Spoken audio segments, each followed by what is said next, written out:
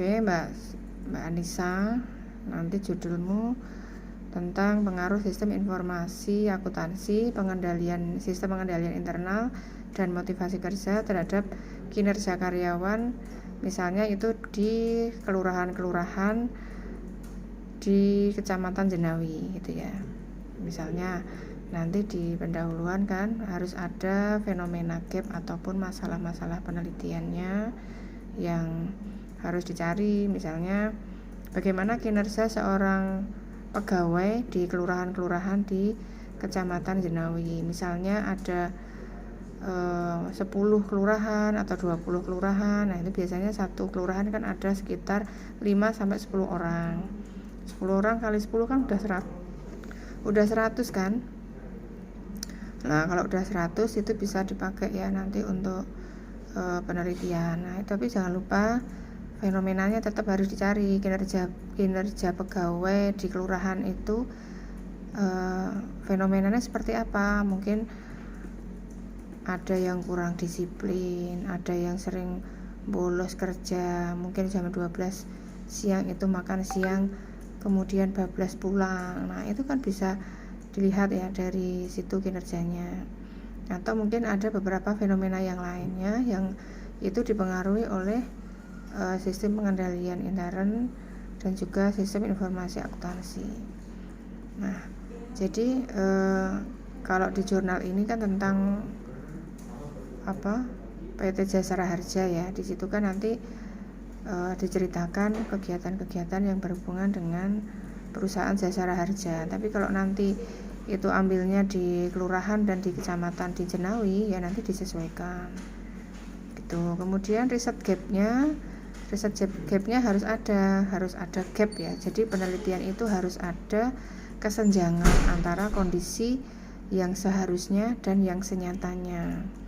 Nah, kondisi seharusnya kan kinerja pegawainya kan harus bagus, tapi kenyataannya kondisi di lapangannya itu kinerjanya kurang bagus. Nah, itu kan ada gapnya. Nah, jadi nanti harus mencari penelitian terdahulu yang berkaitan dengan jurnal-jurnal tentang kinerja pegawai yang dipengaruhi oleh teknologi sistem informasi akuntansi, kemudian sistem pengendalian internal dan juga motivasi. Itu di bab 1 ya. Di bab 1 kamu harus mencari fenomena dan riset gap, dan jurnal-jurnalnya harus ada yang berpengaruh dan yang tidak berpengaruh. Nah, kemudian di bab 2 itu harus ada teori-teori tentang sistem informasi akuntansi. Ya, sistem informasi akuntansi itu apa toh? Jadi sistem yang mempunyai peranan dalam proses bisnis, di mana laporan yang terhubung itu didesain untuk mendistribusikan data keuangan menjadi informasi yang dibutuhkan oleh manajemen. Nah, dan hal ini didorong adanya kegunaan dari berbagai peralatan, misalnya formulir catatan, termasuk komputer, perlengkapan, serta alat komunikasi dari pegawai tersebut. Nah, misalnya kalau di kelurahan kan pasti ada sistem informasi akuntansi yang digunakan oleh pegawai-pegawai di sana. Kalaupun misalnya di kelurahan tidak ada sistem informasi akuntansi, mungkin bisa mencari variabel lain, mungkin bisa profesionalisme, bisa kesadaran etis, atau mungkin etika yang itu nanti mempengaruhi, atau mungkin kompetensi yang itu mempengaruhi kinerja pegawai. Nah, di bab 2 nanti di variabel independennya semuanya harus dicari ya teorinya, mulai dari sistem pengendalian internalnya, kemudian sistem informasi akuntansi, motivasi pegawai itu harus dicari di bab 2. Kemudian nanti ada teori yang mendasari sistem informasi akuntansi dan juga sistem pengendalian internal dan juga kinerja pegawai, itu nanti juga harus dicari teori-teorinya. Nah, kemudian di bab 3 itu kan model penelitiannya kan asosiatif. Ya, di sini menganalisis hubungan pengaruh antara 2 atau lebih variabel. Nah, di sini dalam pendekatan asosiatif ini digunakan untuk menanyakan hubungan antara 2 variabel.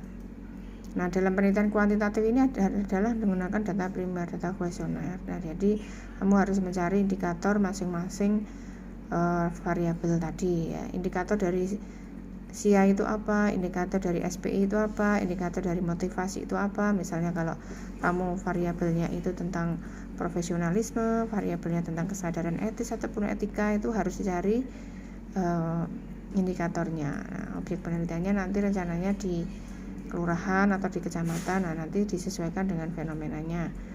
Kemudian populasinya, misalnya semua kelurahan yang ada di kelurahan yang ada di kecamatan Jenawi ada berapa, nah itu nanti di list ya gitu. Nah, kemudian pakai purposive sampling atau mungkin pakai metode sampel data sensus, semua penelitian dijadikan sampel itu juga bisa. Itu ya, jadi Mbak Anissa harus fix dulu mencari surat keterangan penelitian, apakah di situ bisa dipakai untuk penelitian, misalnya di kelurahan Jenawi, atau cukup di kecamatan Jenawi aja. Kalaupun misalnya di sana ada fenomena tentang sistem informasi akuntansi, ya itu bisa dipakai. Tapi kalau di sana tidak ada fenomena itu, mungkin bisa diganti dengan profesionalisme, etika, dan kesadaran etis. Nah, nanti dari beberapa variabel independen itu bisa dimanfaatkan untuk penelitian kuantitatif ini, karena nanti pakai data primer dengan menggunakan data kuesioner gitu ya. Itu jadi nanti Mbak Anissa harus punya indikator dari masing-masing variabel gitu ya. Nanti kalau masih ada pertanyaan bisa bimbingan lagi.